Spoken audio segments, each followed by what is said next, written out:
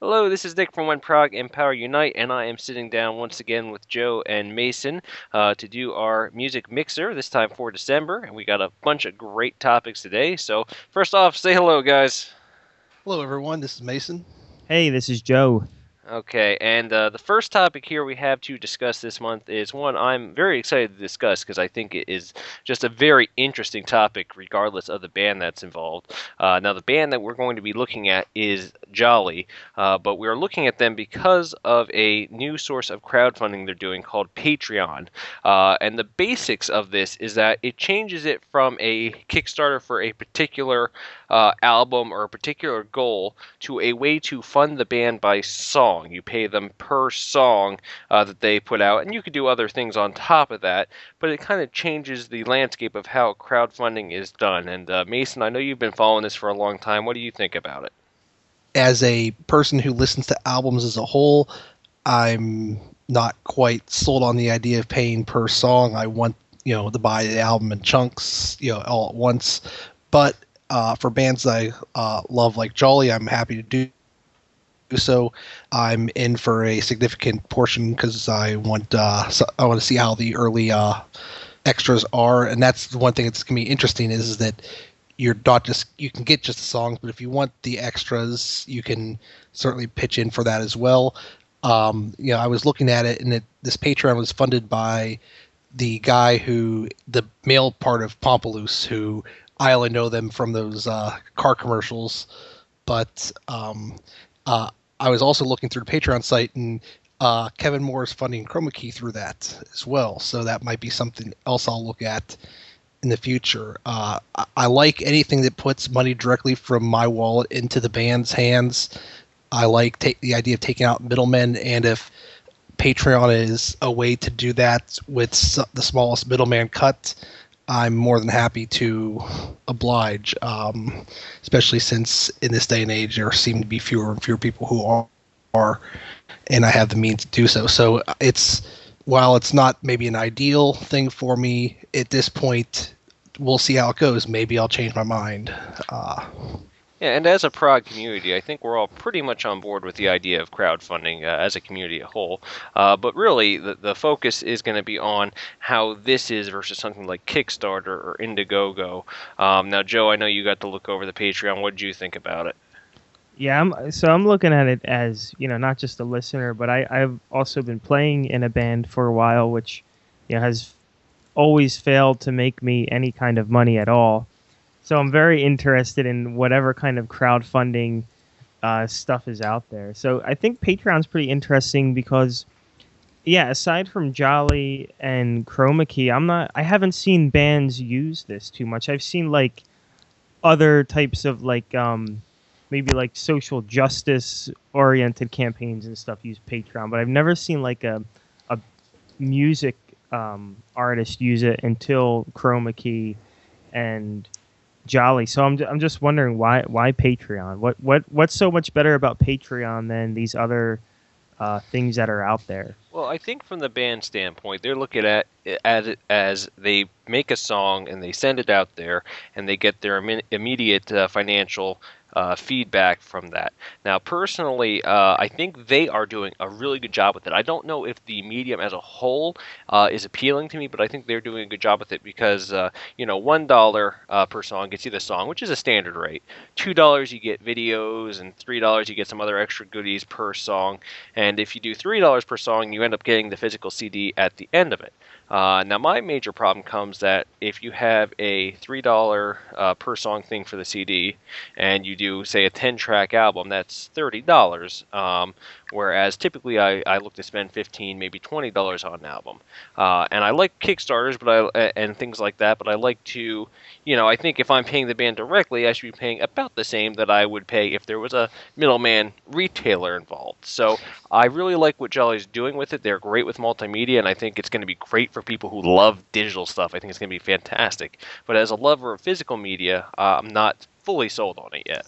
Yeah, I agree with you with that on Nick. To answer Joe's question about why Patreon and not something else, the two big pluses I see from the band standpoint is one, the person who owns Patreon is a small independent artist as well. So Jack Conte probably understands what's trying to happen. And the other thing is that by doing it per song, instead of getting a chunk of money all at once and having to budget, you can do one song at a time, get some money, one song, get some money, and therefore it probably helps in terms of keeping and sticking to a budget, or just that whole motivation of, okay, we need to keep moving forward on this project. Not so much with any of the band Kickstarters I've run into, but Kickstarter has a very negative reputation sometimes for things running late, people getting the money, and all of a sudden progress slows down and whatnot. So there's probably several reasons, but I think between the whole we're going to work for somebody we know rather, or have heard of at least, rather than whoever runs Kickstarter, and who knows who runs Kickstarter. That's part of it probably. The other part of it probably is just a budgeting slash it's a more reliable work flow of money. Yeah, when I was on the cruise, one of the things that they mentioned is they like the fact that you are supporting them directly by the song. You're kind of buying into the band, was the way they put it. The band puts out a song, you give them their money, and you get the song, and the process repeats itself. So you're kind of buying into the band in a way, as opposed to just buying a CD. So that was how they kind of approached it. You are really like a patron of the band, and I think so at the end of the day, you're spending $30 for the album instead of $10 or whatever, but you kind of have that sense of I'm a regular supporter of the band. Yeah, they should use that being a patron of the band thing, some way in the name of it to really drive that point home. But at the end of the day, my official stance is I think if you like a digital medium, I think it's fantastic, and I think Jolly is a perfect band to do it. If you like the physical thing, I would probably prefer the older sources of crowdfunding. One question I have about that is I saw how you're going to get like a song as it's released pretty much, and I was wondering if you guys feel like that kind of lessens the impact of having this whole event around the album being released. Oh, absolutely. Just like in the digital age when a leak, used to be that release day you had, and now I say this like I was around really when this happened, but when people had no other choice but to go to the record store that day, that is when all the fans got it. And now, leaks started happening, so 2 weeks before the fact, you had a large section of the fan base that was already over it by the time the album came out, and and now more and more songs get released in advance online. So I think this is kind of the natural progression of things as far as that's concerned. Yeah, and I'm wondering, I guess my only concern with a band doing this kind of thing long term is does not having like a album release be such a fixed thing in their schedule. Does that kind of deflate some of the hype around bands? If a band is just like continually trickling out content instead of having these big album releases once every 2 years or so. Yeah, and again, I think that plays into what Jelly's trying to do in having them buy into the band as opposed to buying into those events. Yeah, well, I'm gonna say maybe it's very largely band dependent. Patreon almost seems like it would be ideal for the artist who I use the term artist loosely, popular artist, and Jolly, they don't fit the traditional ideal of a musician. I mean, if they're about art as well. They have the videos. They had a short-lived YouTube show, which is pretty funny. It's still up, it's still out there. 4 episodes of it. Actually, that's going to lead us perfectly into our next topic. Now, as a little aside to Jolly and their crowdfunding thing, they're going to be launching a series of videos called The Jolly Show. And their first video is called Jolly Kills Steven Wilson. It's all and good fun. But I guarantee you, I got to see this on the cruise. You guys and everyone listening, make sure you follow Jolly on YouTube or on Facebook or something so you see this when it comes out. It is going to blow your mind. It is so fantastic. And that leads us right into our next topic, which is Steven Wilson and his announcement of the 4.5 album European tour, and now actually just added a few American dates as well. Now let me set this up a little bit.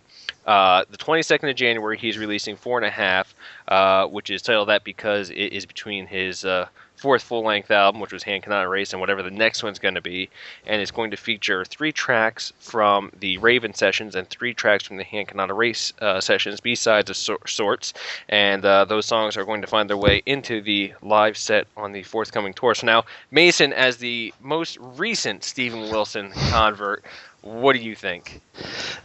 Well, I'm excited. I saw Steven twice on the last tour. Both shows were excellent. I just have to interrupt here 1 second because this now kind of pisses me off. I have been a Steven Wilson fan for freaking ever. Mason was always reluctant. I won't say he hated him. You'll always clarify that he didn't hate them, but he always thought he was overrated, overhyped, all that stuff. And now I've only gotten to see Steven Wilson once, and he's seen him twice. Really? That's bullshit. Even I've seen him twice. But anyway, continue. I'm sorry. That's okay. And to clarify the comments, I'm still not completely sold on his first 2 albums, especially Grace for Drowning. Just the album version bores me. The live version is awesome. I have the Blu-ray and and live those songs come out great. There's tension, there's build up, but they're flat. But getting on to this, there's songs from essentially, like I said, the B-sides from the last 2 Steven Wilson albums, which I really like. And then we look at the song lengths, and it's it could probably qualify for a album length in terms of length. There's 2 almost 10-minute songs, so there's enough there. I'm happy that he's decided that touring the U.S. he obviously must have at least broke even, if not made money on it, if he's going to do it again so soon.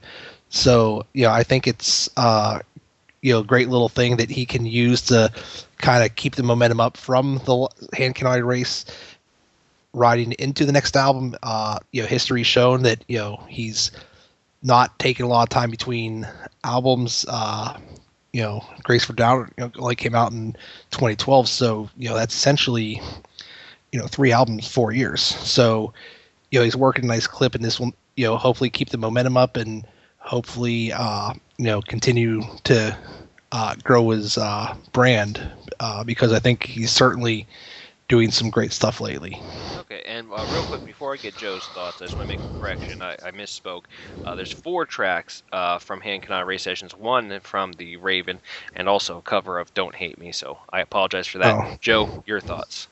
Yeah, going back to what Mason was saying about the track lengths, I thought that was really interesting because if you look at these, okay, you have the first song, which is like a 9-minute song, and then you have 4 songs that are right around the 5-minute mark or less.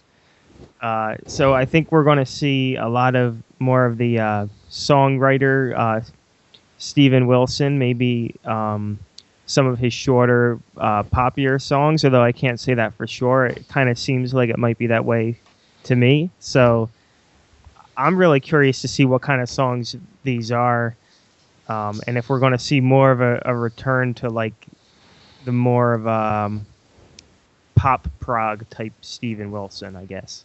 Yeah, and really, my thought on this is it's easy to get excited about because anything's better than his last release, which was a compilation album meant to showcase his more accessible material that was released only on vinyl. Yeah, that is, I was actually at a record store the other day, and I saw that vinyl there, and I was offended for multiple reasons.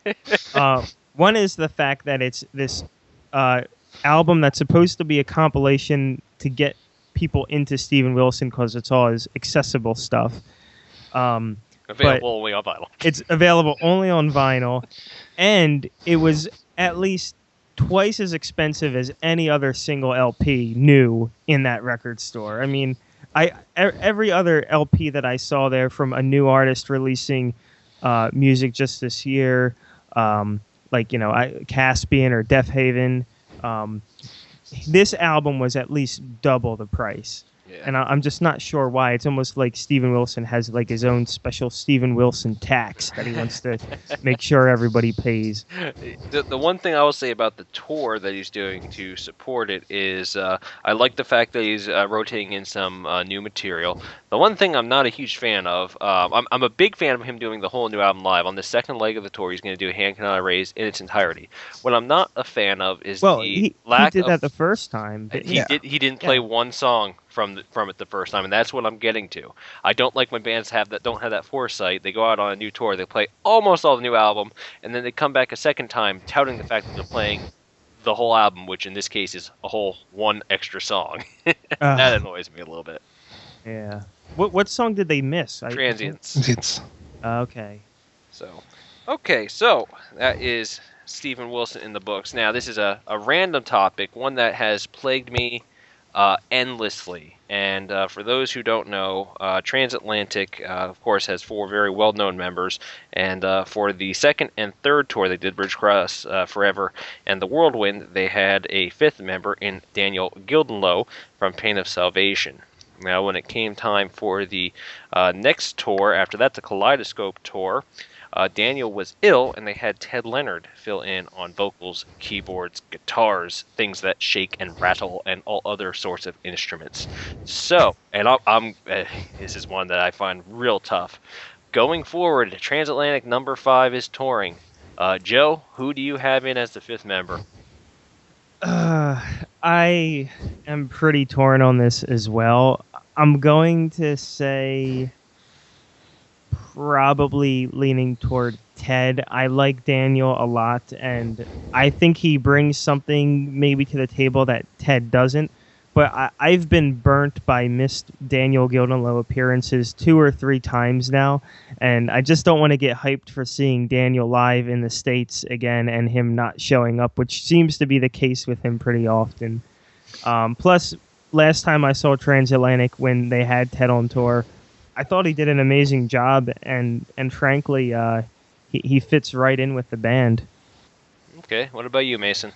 Okay, I've been a big fan of both Ted and Daniel for a while, but I would have to go with Ted for the same reasons Joe stated. Ted seems to be more reliable at this time. Ted's also in the States, so I think it's easier to coordinate things between him and Mike, because Mike is seems like the driver of things. And as much as I like both as songwriters, I think Ted's a slightly better vocalist and certainly better for what Transatlantic wants to do, I think. So I would just say bring Ted on board, as that member on tour. Or even for the writing too. I mean, Ted's an excellent songwriter, I think. So if they brought him on full time, I'd be happy to. Well, I'd be thrilled if they brought him on full time, but I can't see that happening in a band that's already established and who has never done the songwriting with their 5th guy. But at the end of the day, I think it's a question with no wrong answer, which is something we've all pretty much said. Either way, you're getting just a fantastic musician all around. I think both are great vocalists. And now I will not hide the fact that I love Ted, and I've had the chance to hang out with him, which may make this a little biased. I'm surprised we all went with Ted, but I am as well. For the simple fact, seeing them live, I think Ted looked a little bit more comfortable on stage. Not that Daniel wasn't doing his job well. They were both fantastic in that department. But it just seemed Ted just filled in the role just a little bit better as far as his comfort level and his being natural with those guys up there. And I will say this. I won't say who said what, but I've talked to multiple members of Transatlantic over the years casually. And I can say that there is not a consensus in their camp on who it'll be next tour. I know certain guys prefer one, and at least one guy prefers the other.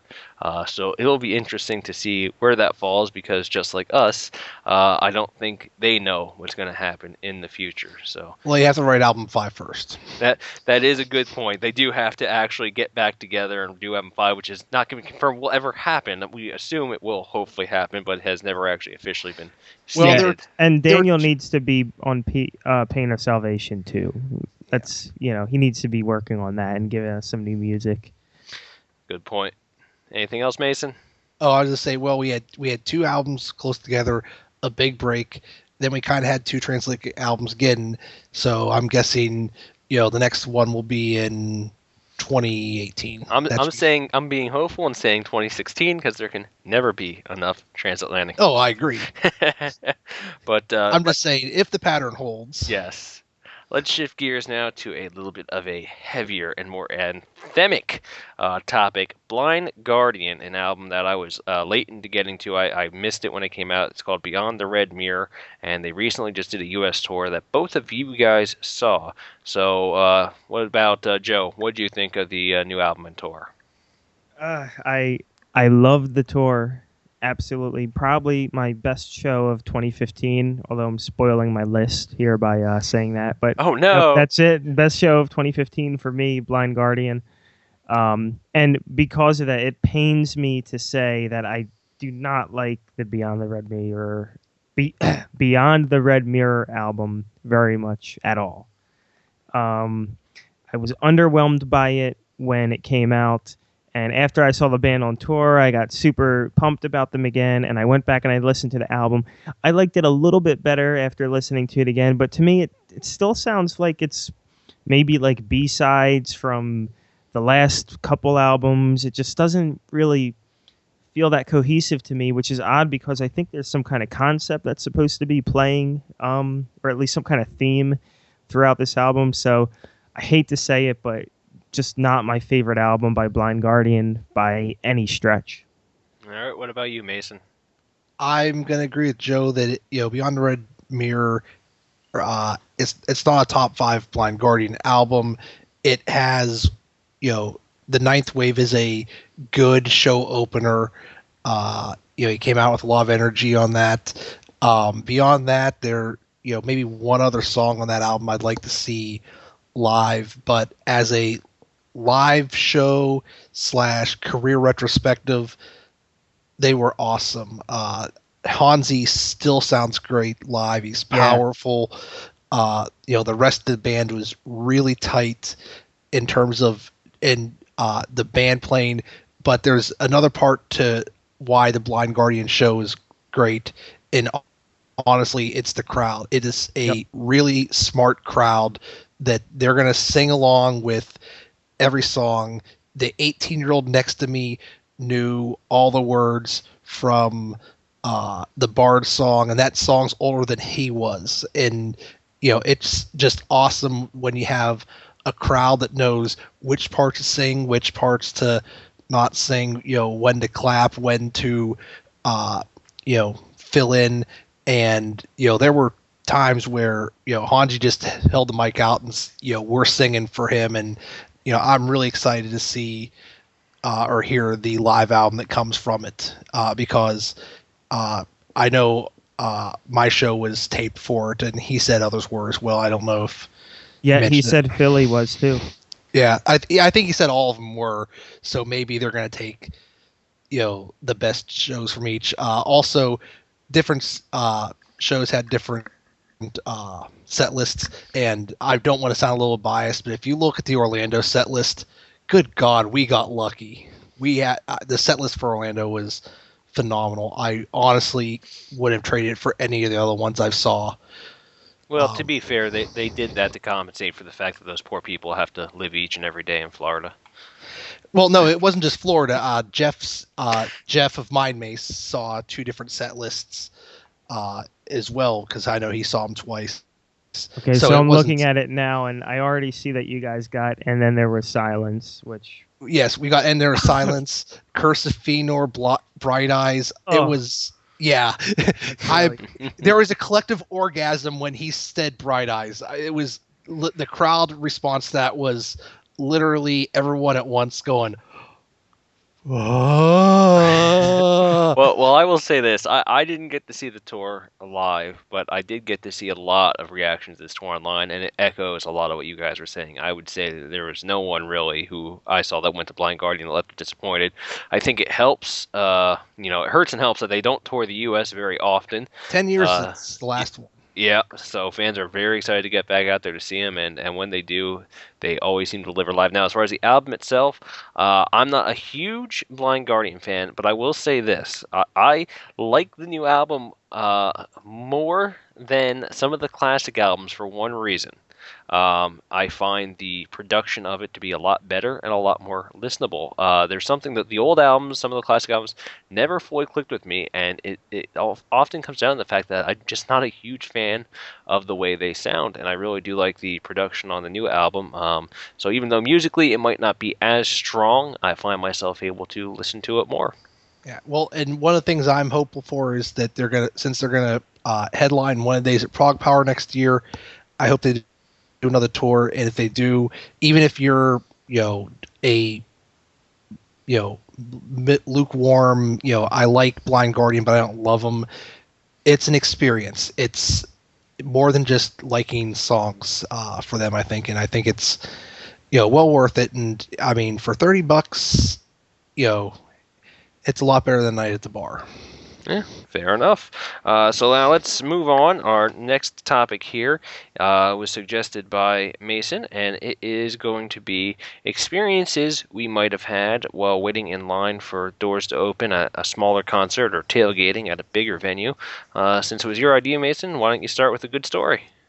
Yeah, well, when I go to see concerts, I usually try to wear a lesser known band that would be appreciated by the band that I'm going to see. So I wore a Mind Maze shirt to the Blind Guardian show, and I had 4 great conversations with people who saw the shirt and just all of a sudden gravitated towards me because, oh, hey, I like that band, and they're not, you're the only one wearing a Mind Maze band shirt. I've had luck with wearing my Frost shirt to concerts because they're another band that doesn't have a lot of albums, or they've never really even toured. They did one show in Philadelphia, so wearing a Frost shirt is kind of I don't say a badge of honor, but it's very distinctive.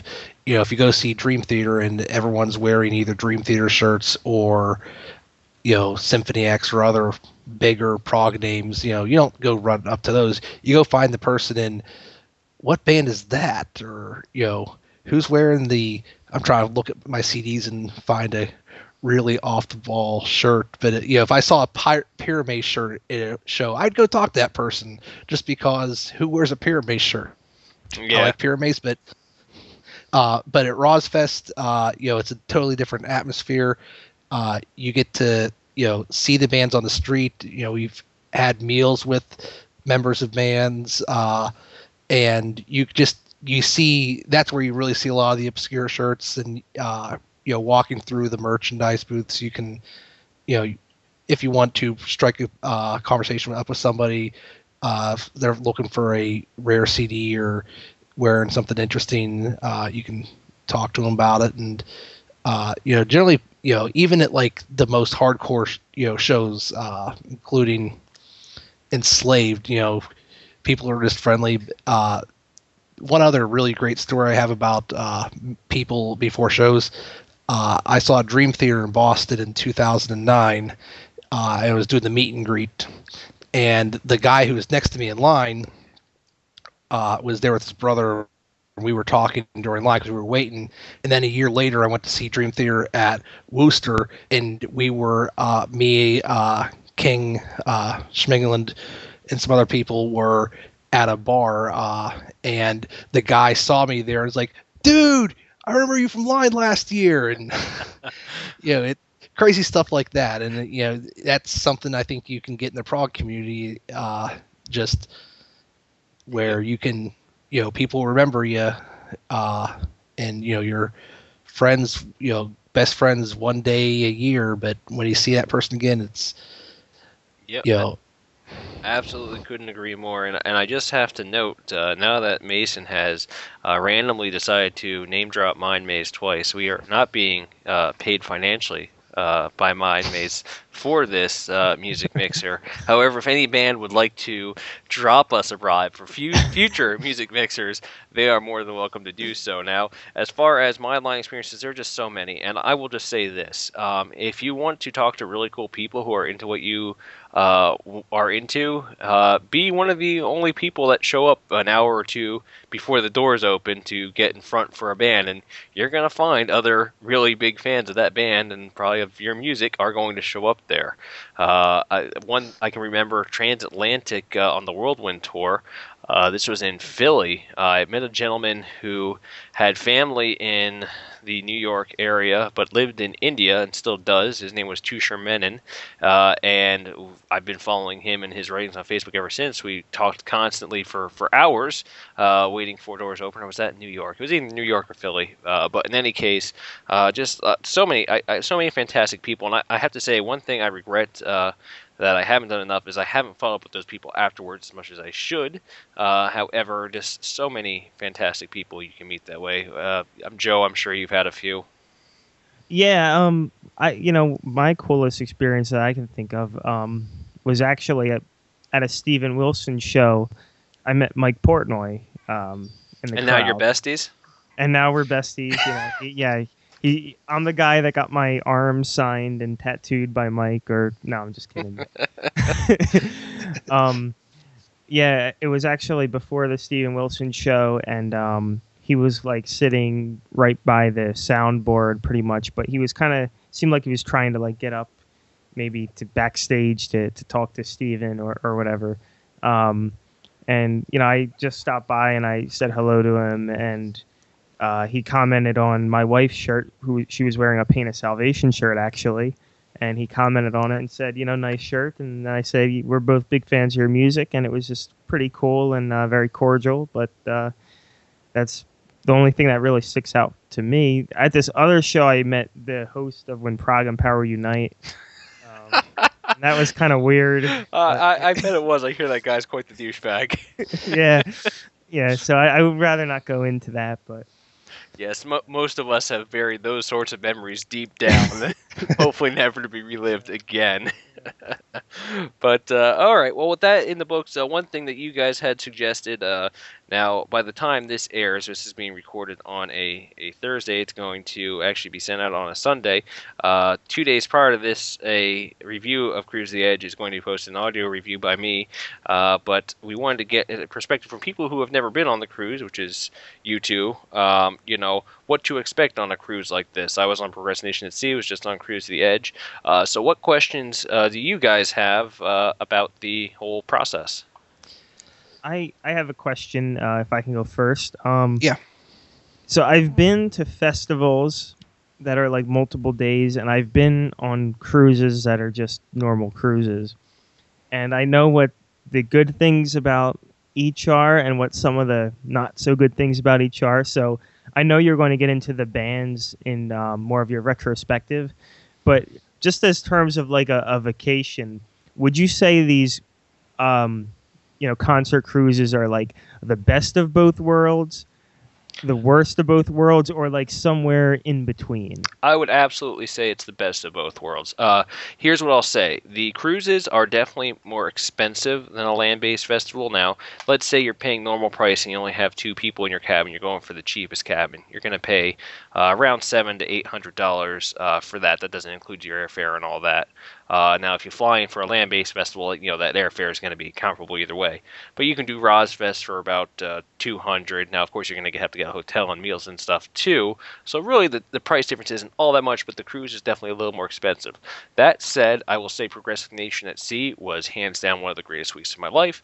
Cruise of the Edge right up there as well. Just such a fantastic experience. I couldn't possibly recommend it enough. I'll talk about in my review that there were some problems on Cruise of the Edge, but despite those problems, still fantastic, and I could not recommend it more. So if I'm going on one of these kind of cruises, can I expect them to kind of roll the red carpet out as they would on like a normal kind of cruise, with the option to go and have like a really fancy sit down dinner or any of that stuff? Absolutely. You could do anything, any of the facilities that you could usually go on a normal cruise are there. Any of the dining options are there.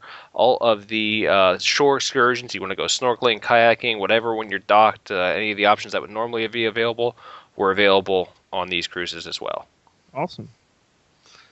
Mason, anything? Well, I've never been to a cruise, So I don't have that experience as well. But I would say, if you were going to give somebody one or two pieces of advice that you learn from it that you would, or you wish you would have done something, afterwards, and then maybe the second when you went to Cruise of the Edge, you fixed it or whatever. What are the two things that wouldn't be obvious to do? Maybe that you would suggest. Well, one of the suggestions I would definitely give myself that I'll probably never follow is don't worry too much about scheduling. Before both cruises, I had it outlined exactly when I wanted to be where and what I wanted to be doing at every second of the day to try and get the most out of the experience. And when I'm there, shows run late and things get switched and you meet people you want to talk to and you might end up seeing a band you didn't. Just, you got to loosen up a little bit and just kind of go with the flow of things. You might not get every second or every note that you wanted to see, but I think it's great just to be there and enjoy the moment. And if there was another piece of advice, I'd say it would be don't worry too much about packing. You're going to be going around, have all your food taken care of, have just more food than you can possibly imagine, and you bring clothes for each day, and after that, really, it's just a fantastic experience. So don't worry too much. Don't drive yourself crazy about packing what you might need on the ship. So what's the merch situation there? Because I'm guessing it might be different than when you go to a festival and you have rows of booths. Maybe how's that the same or different? I'm actually glad you asked that because I forgot to mention my review. In the merch situation on Cruise to the Edge, much like with Progressive Nation at Sea, it's just one central merch stand. Basically, each band brings usually their most recent CD and maybe a shirt, and then the central merch people have one big room, or in the case of Cruise to the Edge, at first it was outside and got moved inside because of rain. But they have all the shirts from all the different bands up, all the CDs down on the table, and then you go and you just deal with one merch booth to get whatever you want. They also had plenty of merchandise exclusive, or I should say, themed to Cruise to the Edge. Okay, so it's not a place to go pick up the. Hey, I found this band I never heard of before, but I think they're great. They have 4 albums. You're not going to walk away with all 4 of them. Most likely not. And there was no, if you go to Rozfest or Nearfest used to be, there was just general merchants there with just tables and tables of CDs. I think the general nature of the cruise and the reduced space makes that not a possibility, and there's nothing like that on either cruise. Are the bands... I'm based on pictures. I'm guessing they are as accessible, if not more accessible, than at I'm going to just use Rozfest because that's my frame of reference, or in any other show where you have to really work to meet the band. I will say this: it does naturally flow. I think for the most part that the bigger the bands are, the less accessible they are. I don't honestly think I saw Chris Squire even cited him the entire cruise. Same thing goes for most of Yes, except for the new singer Davidson. I thought Chris Squire, didn't he pass recently? Did I say Chris Squire? Yes. I'm sorry. If you saw him, that would be why. No, I meant to say Steve Howe. I don't know why Chris Squire came out, but I meant to say Steve Howe, and I apologize. No cutting that out. No cutting that out. Okay, fine. I'll keep that in. They can hear my mistakes and see why it would be horrible. Which is actually it's interesting. I hadn't even thought about that, but I guess wow, they had to really get right on the cruise not too long after all that. Yeah. Now, on the other hand, most of the bands, I mentioned I ate meals with Haken, I ate meals with Jolly, with Enchant. Dave Muros is such a freaking social butterfly. I didn't actually talk to him that much, but I must have seen him at 19 billion different places, from Spock's Beer, Dave Muros's, and most of the guys, yeah, you go up, and the nice thing is, a lot of times you find people whose music you enjoy, and you're going to a show, and they're there enjoying the same show with you. So it was really cool, and generally, it just goes to say that the less known a band is, usually the more approachable they are, but in any case, even most of the mid-level bands were very easy to talk to and very nice to everyone. So one more question related. What would you what would you say would be, how many people are there as just fans, and then what do you think the number of people that are there are as either bands or road crews or whatever? Well, I would say, I think the figure I saw for Cruise the Edge, I don't know if this is accurate or not. I'm just spewing back a random number from the internet, so please don't hate me if this is wrong. 2,400 was the number I heard as far as guests on the cruise. Now, from bands, the number of bands you probably had about another 200 to 300 from bands, maybe less than that. I'm trying to think, there's like 15 bands with maybe 5 members band, so maybe between 100 and 200 actually. And then crew, for just sound-related crew and stage-related crew, you probably had another 50 or so, I would say. So you have it just shy of probably, with the regular crew, at least 3,000 on the ship, I would think. But about 2,400, that, I believe, if the number I saw is correct, would be fans. And cool. I don't know exactly how that stacks up against Progress Nation at Sea. And what's capacity on one of these ships? Like, I'm just trying to figure out how crowded they are. That is a good But question. like, how does it stack up against like total capacity? I have not a single clue in the world. What I will do is, in the podcast notes, I will put the answer to that question. I will look that up for the Norwegian Pearl, which is where both shows were held, to see how full exactly these ships or are. Even just from a did it feel crowded, or did I've never been, like I said, I've never been on a ship, so I'm trying to figure out like how much personal space are you going to get.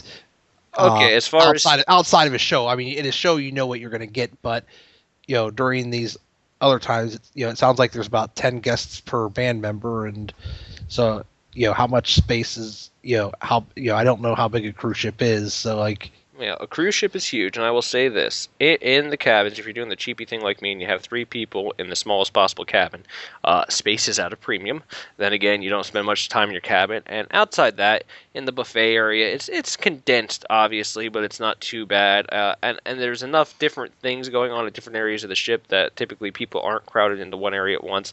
And it never really got to be too bad. Aside from maybe the last show on the cruise, because there was only 2 times that nothing else was playing, and that was for the Neil Morse Band, and when they were the main band for the All-Star Jam on the final day, and that was out on the pool deck, which is like the big open air area that you had a lot of room for people. And then on the last day after that, later in the day, Anathema closed at a much smaller venue, and aside from an after-hours Prog Jam that was going on, they were the only thing going in a not big venue. So that was the only time I'd say that it really felt crowded, because a lot of people were trying to pour into a small space. But other than that, I had no problems with that. So, with that said, anybody have anything else before we move on? Nope. All right. The last one that we have for this month's discussion is one we added a couple of hours ago. We weren't planning on this. Like I said, this is originally being recorded on a Thursday, about 7 hours after Dream Theater has released a new single called The Gift of Music, and an interview with John Petrucci that gives some insights on the forthcoming tour. I have some comments on the tour, but first let's talk about the song. Mason, what do you think? Well, I said on the last podcast that my enthusiasm for a Dream Theater CD might have been at my lowest, but I was really, really impressed. I probably listened to the song 9 or 10 times today, and I'll be completely honest, I completely blew off teaching class for 5 minutes. Hopefully my employers don't hear this, but I just put some problems on the board. I said, you need to work on this, put my headphones on, and took my second listen. The one thing I don't want to make a comment on the sound quality based on YouTube, but they brought in an outside producer. That was this production was my biggest gripe with Dream Theater 12, and it certainly sounds like it's a step in the right direction. I love the last 40 seconds of the song. I'm back in fanboy mode. I'm really excited for this, and it's going to be less than 2 months because it's coming out January 29th. This really stoked the fire for me, I think, in a way that I knew they could, but I wasn't expecting this. And since their lead singles always seem to be on the weaker side of the albums lately, I think if this is on the weaker side of the album, I think I'm going to be a very happy customer. Well, what I took out of that is that if 5 years from now, somewhere down the line, there's a construction project going on and something accidentally blows up, I'm going to blame it on the fact that a chemistry student of Mason was given improper instructions for 5 minutes and led to that disaster. I didn't give him improper instructions. I just put problems on the board and said, do these. But in any case, I will agree with you on the production. Now, like you, I don't judge very highly based on anything you do, but it sounded like it's going in the right direction, and I'm hopeful that when I get the proper album, I think it's going to be an improvement over the last album. What do you think of the song, Joe? Yeah, I liked it as well, and kind of like Mason, I was really kind of tentative on this new concept as of the last podcast. So I'm pretty much excited for it, and I really liked how the song kind of just threw structure out the window. They didn't bother with doing the whole verse, chorus, solo, chorus, and then instrumental section or whatever that their singles typically follow. So I thought that was pretty cool. And the other thing that I liked was reading the interview with John. I thought I kind of sensed a lot of excitement and enthusiasm from John that not that he hasn't been enthusiastic in the past, but it seems like it's more this time. I haven't. It's more genuine. John's excitement for this album or in the interview comes across as genuine, not as I'm going to hype it because that's my job. You hear every band says, "Oh, this is our greatest album," but he's not making statements like that, like he did for Dream Theater 12, where he said, "This is going to be our signature album." He sounds, it seems like it's well planned, well thought out, and something he was just genuinely into. And I think it's going to come across in the music, and it certainly sounded like it did. And I like the fact that I guess I said this already, but he had the courage to let someone else, let other people kind of take the reins, and he wasn't hoarding over James. He gave James some very general directions for singing the different parts. James ran off with it, and it I said last month that I was very skeptical about James singing 8 different parts, and after the interview, it seems like it's an actual passion project as opposed to a work project. Okay, yeah, that sounds reasonable. And a couple of things going off of what Joe said when you said, first I'm going to go back to Joe and talking about the song structure. I think it's important to note how many tracks there are on each disc, and with the pure number of tracks, I think there's going to be a lot of shorter songs, but with it being a rock opera, I also think that song structure is going to be thrown out the window a little bit, which I think will be a refreshing change of pace for Dream Theater, and I think that shows a good move forward in their songwriting at this point. And as far as the interviews concerned, I definitely agree with you guys that there was some genuine excitement there and some passion there. The big thing that was a disappointment from the interview for me is finding out that James is indeed singing all the parts and that they're not having any outside vocalists, because I think they're putting a lot of time and effort into this, into the orchestra, the choir, having maps and images to be released for this. And I think the one thing that would have pushed over the edge is if you had a real rock opera with a lot of different singers. And I'm sure James will do a good job, but I just think that might be the one thing that, all else aside, might hold it back. Yeah, I think the problem. Sorry, go ahead, Joe. Yeah, I was just going to say a little bit along those lines. I will say I'm still not sold on the concept. I mean, I loved the music of this new song. I really didn't like the lyrics that much, 2112 Part 2. Well, yeah, and there's a couple lines in there I found to be really cheesy. Like I haven't read what the lyrics actually are yet, but there is a line that's something like, I know this guy named Gabriel. He's all the help we need, or or something like that. Um, but despite all that, you can tell from the interview that it sounds like they put a hell of a lot of work into this, and that's kind of contagious a little bit.